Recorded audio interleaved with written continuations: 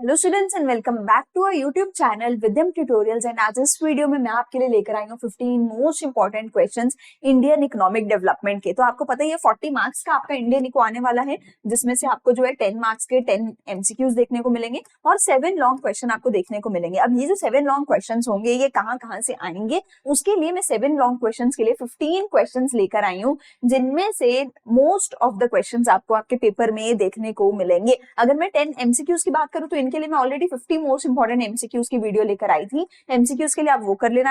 आपके MCQs most of the MCQs यहीं से रिपीट होने वाले हैं। अगर लॉन्ग क्वेश्चन की बात करी जाए तो उसके लिए मैं 15 क्वेश्चंस जो है आपको बताने वाली हूँ। उन्हीं में से आपको जो है क्वेश्चंस आपके देखने को मिलेंगे। Most of the long question यहाँ पे आपके कवर हो जाएंगे एंड सेम यही पेपर में आप देखोगे। ये same video 15 most important question की आपकी मैक्रो इकोनॉमिक्स की ऑलरेडी मैं डाल चुकी हूँ, सुबह आ चुकी थी चैनल पे। उनमें से 15 मैंने मैक्रो के क्वेश्चन बताए थे, जिसमें से मैक्रो के 7 क्वेश्चन आपको देखने को मिलेंगे। अभी हम करते हैं इंडियन इको के 15 क्या टॉप क्वेश्चन है जो आपको पेपर में देखने को मिलेंगे।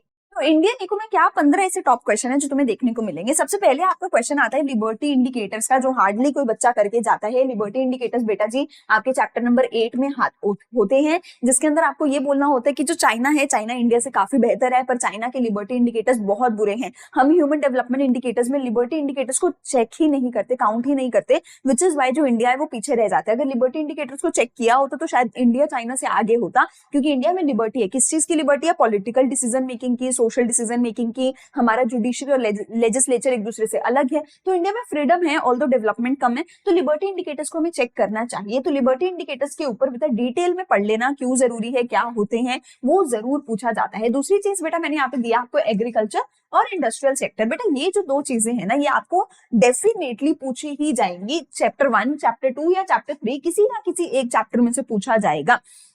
देखो, अगर आपको टाइम पीरियड दे दिया जाए कि या तो अगर बोल दिया जाए कि ब्रिटिशर्स के टाइम का बताओ, तो ब्रिटिशर्स के टाइम का मतलब चैप्टर नंबर 1 की बात हो रही है। अगर आपको बोल दिया जाए लैंड रिफॉर्म, देखो मैं यहाँ पे तुम्हें मेन कीवर्ड्स बता रही हूँ जो पेपर में लिखा आएगा। अगर लैंड रिफॉर्म लिखा आ जाए मतलब चैप्टर नंबर 2 की बात हो रही है। अगर जैसे ही वर्ड आ जाए इकोनॉमिक रिफॉर्म, अगर वर्ड आ गया इकोनॉमिक रिफॉर्म, वहां पे चैप्टर 3 की बात हो रही है। यहाँ पे दिक्कत क्या होगी? तीनों में से किसी एक चैप्टर का एग्रीकल्चर, तीनों में से किसी एक चैप्टर का इंडस्ट्री तुम्हें पूछा जाएगा। तुम्हारी दिक्कत क्या होगी? चैप्टर 3 का पूछा होगा तुम 2 का लिख के आ जाओगे, 2 का पूछा होगा तुम 1 का लिख के आ जाओगे, ये दिक्कत होगी। तो अगर ब्रिटिशर्स के टाइम की बात हो रही है मतलब chapter 1 land reform, chapter 2 economic reform. जैसे ही वर्ड आ गया इकोनॉमिक रिफॉर्म का मतलब है चैप्टर 3 की बात हो रही है। दूसरी चीज तुम्हें टाइमलाइन याद रखनी है कि ये जो है हमारी आजादी से पहले था, ये 1950 से 1990 का था। अगर टाइमलाइन से रिलेटेड है तो तुम्हें समझ आ जाएगा ये 1991 के बाद का था। तो टाइमलाइन से रिलेटेड देख लो, पर तुम्हें जरूर पूछा जाएगा। एक एग्रीकल्चर का, एक इंडस्ट्री का, तीनों में से किसी भी चैप्टर का जरूर पूछा जाएगा। चैप्टर 1 में क्या लिखोगे? जमींदारी system,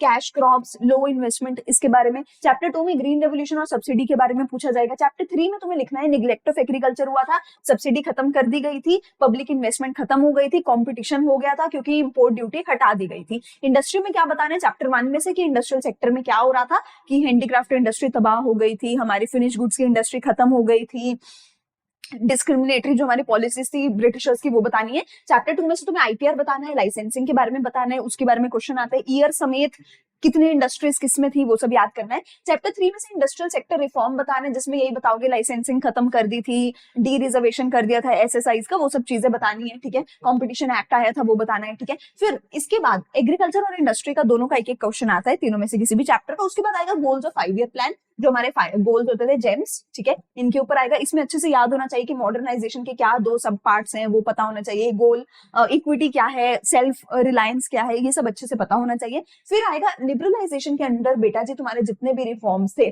financial sector reform, industrial sector reform, investment reform, ठीक है, हर चीज के टैक्स रिफॉर्म, जो भी रिफॉर्म थे तुम्हारे लिबरलाइजेशन के अंदर वो कर लेना। देखो काफी बड़ा है चैप्टर 3, डिमोनेटाइजेशन, जीएसटी, ब्ला ब्ला ब्ला, आउटसोर्सिंग, मैं वो सब नहीं बोल रही हूँ। मैंने तुम्हें इसमें से बोला लिबरलाइजेशन जरूर अच्छे से कर लेना, हर एक रिफॉर्म। और यहाँ पे इंडस्ट्री वाला अलग से पूछा जा सकता है, या फिर लिबरलाइजेशन के अंदर तुमसे टैक्स रिफॉर्म पूछ लिया जाए, या तुमसे यहाँ पे फाइनेंशियल सेक्टर रिफॉर्म पूछ लिया जाए। ठीक है, ये जरूर करके जाना, आता ही आता है। फिर है फॉर्मल सेक्टर और इनफॉर्मल सेक्टर के बारे में पूछा जाता है। बेटा तुम्हें पता है तुम्हारे जो चैप्टर नंबर 6 है उसके अंदर इनफॉर्मलाइजेशन का टॉपिक है, उसमें से फॉर्मल सेक्टर कौन सा है, इनफॉर्मल सेक्टर कौन सा है। यहाँ पे 10 या 10 से ज्यादा अगर हायर्ड वर्कर्स हैं, 10 या 10 से ज्यादा अगर हायर्ड वर्कर्स है तो फॉर्मल सेक्टर है, वरना इनफॉर्मल सेक्टर है। यहाँ पे जॉब सिक्योरिटी है, यहाँ पे नहीं है। वो सारी चीजें अच्छे से फॉर्मल इनफॉर्मल का डिफरेंस विद ये नंबर अच्छे से कर लेना, आता ही ही आता है इनफॉर्मलाइजेशन का क्वेश्चन। फिर है impact of sources of human capital formation on economic growth of India. हमारे देश की इकोनॉमिक ग्रोथ में ह्यूमन कैपिटल फॉर्मेशन के जो सोर्सेज हैं,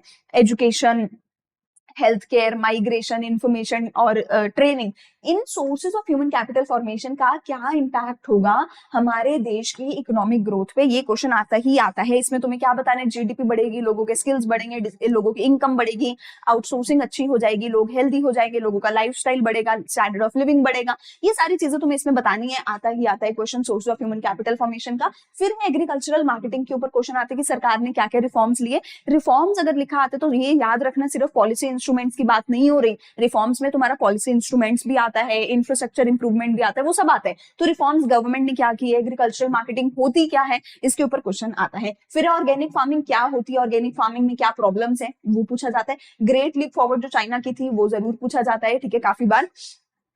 फिर आता है why poor economic conditions in Pakistan. Pakistan में इकोनॉमिक कंडीशन बुरी क्यों हो गई थी वो बताना है, कि वहां पे एग्रीकल्चर खराब हो गया था इकोनॉमिक रिफॉर्म्स के बाद, वहां की जो है रेमिटेंसेस खत्म हो गई थी, वो सब चीजें बतानी है। Gender ratio and one child policy, इसके ऊपर बेटा बहुत बार क्वेश्चन पूछा गया है कि इंडिया चाइना पाकिस्तान में जेंडर रेशो खराब क्यों है, डॉटर को जो है प्रेफर क्यों नहीं किया जाता, सन को प्रेफर क्यों किया जाता है, या वन चाइल्ड पॉलिसी के बारे में। तो जेंडर रेशो या फिर फीमेल को प्रेफरेंस नहीं है, बेटे को प्रेफरेंस है, उसके ऊपर one child policy, gender ratio question बहुत बार पूछा गया, तो इसके बारे में जरूर पढ़ के जाना है। फिर है रोल ऑफ विमेन। विमेन का क्या रोल है हमारे देश के इकोनॉमिक ग्रोथ में, हमारे देश के एम्प्लॉयमेंट में विमेन का क्या रोल है, अगर विमेन पढ़ेगी तो।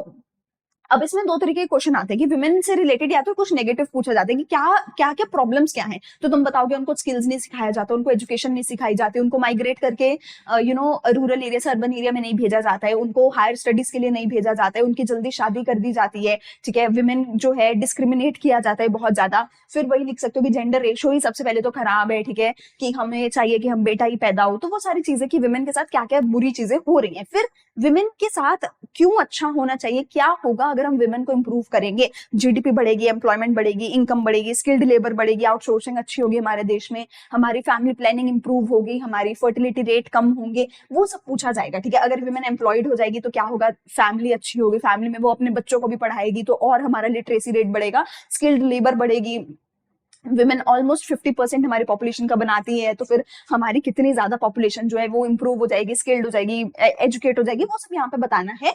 तो प्लीज अच्छे से रोल ऑफ विमेन भी पढ़ के जाना है। फिर आता है कंपेयर, एनालाइज एंड कमेंट। देखो लिख कर ले लो, एक क्वेश्चन तो आता ही आता है, कई बार दो क्वेश्चन भी पूछ लिए जाते हैं। इसमें या तो चैप्टर 6 का होगा या फिर चैप्टर 8 का होगा।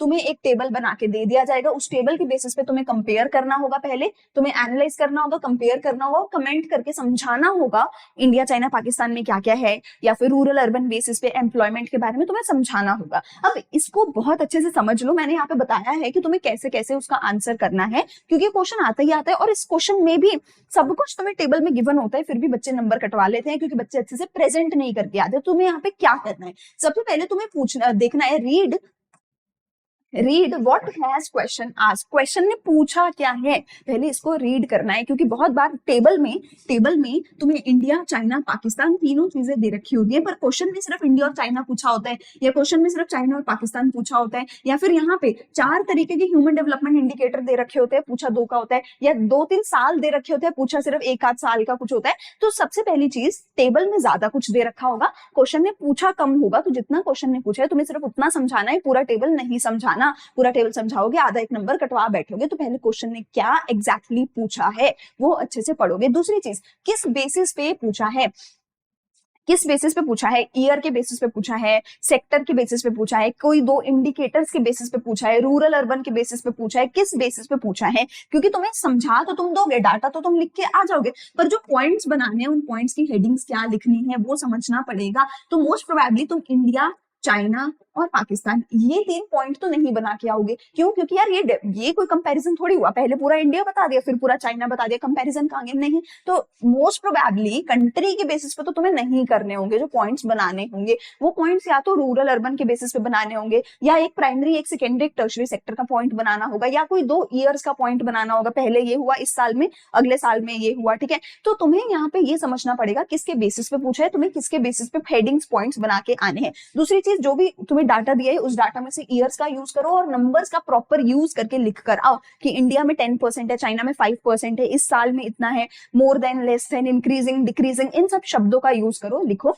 And lastly give reason from the chapter. अगर तुम चैप्टर में से कोई रीजन दे सकते हो, क्या रीजन हो सकता है? जीएलएफ रीजन बन सकता है, पॉलिटिकल इंस्टेबिलिटी रीजन बन सकता है, वन चाइल्ड पॉलिसी रीजन बन सकता है, ठीक है। ऐसे बहुत सारे रीजन तुम अपने उसी चैप्टर नंबर 8 में से दे सकते हो, या चैप्टर नंबर 6 में से विमेन का जो है जेंडर डिस्क्रिमिनेशन वो कोई रीजन बन सकता है, या फिर एग्रीकल्चर में डिस्गाइज अनएम्प्लॉयमेंट है, ये कोई रीजन बन सकता है। तो जो भी तुम्हारा चैप्टर है, तुम्हें चैप्टर में से कोई भी रीजन अगर याद आ रहा है तो प्लीज उस रीजन को जरूर लिख कर आओ। एंड लास्ट यहाँ पे मैं बोल रही हूँ, डेफिनेशंस याद कर लो चैप्टर नंबर 6 में से। डेफिनेशंस किस चीज की होंगी? वर्कर क्या है और who is included in a worker, वो जरूर याद कर लेना। वर्कर पॉपुलेशन रेशियो का, वर्कफोर्स किसको बोलते हैं, ठीक है, कैजुअल वर्कर कौन होता है, ठीक है, हायर्ड वर्कर कौन होता है, सेल्फ एम्प्लॉयड वर्कर कौन होता है, इन सब चीजों की डेफिनेशन जरूर चैप्टर नंबर 6 में से याद कर लेना। बच्चे कंफ्यूज हो जाते हैं क्या करूं चैप्टर 6 में से और क्या ना करूं। तो चैप्टर 6 में से मैं क्लियरली दो चीजें बता रही हूँ, एक तो डेफिनेशन याद कर लो, हु इज अ वर्कर,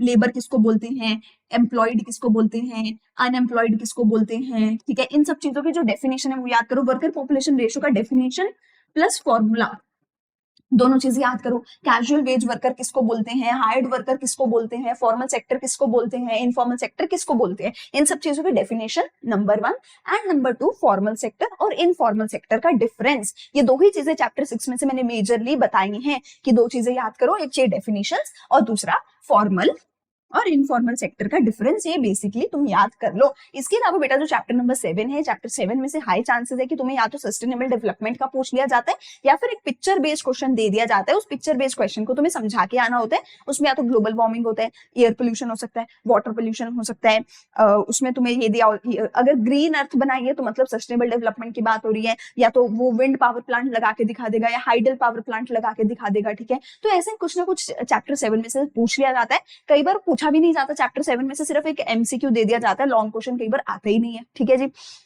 चलो इसके साथ हमारा जो है 15 क्वेश्चन यहाँ पे होते हैं खत्म। मैंने तुम्हें ये भी समझा दिया कि तुम्हें एनालाइज किस तरीके से करके बताना है। मैंने तुम्हें ये भी बता दिया साथ में कि for example role of women में तुम क्या लिख सकते हो, ठीक है। फॉर एग्जांपल इसके अलावा मैंने तुम्हें ये भी बता दिया कि एग्रीकल्चर और इंडस्ट्री सेक्टर में ये चीजें तुम्हें लिखनी है, ये चीजें तुम्हें याद करनी है। तीनों में से एक चैप्टर का एग्रीकल्चर जरूर पूछा जाएगा, तीनों में से एक चैप्टर का इंडस्ट्री जरूर पूछा जाएगा। ये दो क्वेश्चन तो गारंटीड है। तीसरा क्वेश्चन जो गारंटीड है वो है तुम्हारा एनालाइज करना on the basis of the table. चौथा क्वेश्चन जो तुम्हारा गारंटीड है वो है तुम्हारी एक केस स्टडी, जिसमें से 6 नंबर की केस स्टडी में से कम 4 से 5 नंबर का तुम्हें पेपर में केस स्टडी में ही दे रखा होगा। तुम्हें उसी को as it is with headings या पॉइंट्स बना के लिख कर आना है। तो मतलब 7 लॉन्ग क्वेश्चन आएंगे, 4 लॉन्ग क्वेश्चन तो अभी मैं खड़े खड़े गारंटी करके बता रही हूँ कि आएंगे, ठीक है जी। So the paper is very easy because paper बहुत ज्यादा रिपीट होता है। और अगर मैं तुम्हें बता रही हूँ कि भाई ये 15 क्वेश्चन आ सकते हैं, मतलब हर टीचर तुम्हें बता रहे हैं कि बेटा बहुत ज्यादा प्रिडिक्टेड पेपर होता है, सीबीएसई ऐसा कुछ नहीं डाल सकता आउट ऑफ द बॉक्स। ज्यादा से ज्यादा क्या होगा, 80 मार्क्स में से कोई 2-4 नंबर का, 5 का भी नहीं होता, 2-4 नंबर का ऐसा हो जाता है कि ये कहाँ से आ गया हमें समझ ही नहीं आता। अदरवाइज 80 में से 70-75 मार्क्स का तो पता होता है इस चैप्टर के इस पेज का ये क्वेश्चन है, ये पॉइंट्स आने थे, ठीक है जी, सिंपल बात। तो ये वही तुम्हें मैंने बताया कि ये मेरा पेपर प्रिडिक्शन है कि मोस्ट ऑफ द पेपर तुम्हारा यहीं से आएगा। एमसीक्यू की बात करी जाए, 50 एमसीक्यू मैक्रो के, 50 एमसीक्यू इंडियन ईको के 2 वीडियोस ऑलरेडी डाल चुकी हूँ। मैक्रो के 15 इंपॉर्टेंट क्वेश्चन ऑलरेडी मैं डाल चुकी हूँ। तो इसके साथ ऑलमोस्ट सारी चीज मैं तुम्हें समझा चुकी हूँ कि क्या क्या तुम्हारे पेपर में कल तुम्हें देखने को मिलेगा। इसके अलावा फिर भी तुम्हें कोई भी डाउट है, कुछ भी जरूरत है तो तुम कमेंट सेक्शन में बता सकते हो, तुम्हारे सारे डाउट सॉल्व हो जाएंगे, ठीक है। आई होप तुम सबका इकोनॉमिक्स का पेपर बहुत ज्यादा अच्छा जाए। All the very best wishes from my side. Thank you and bye bye.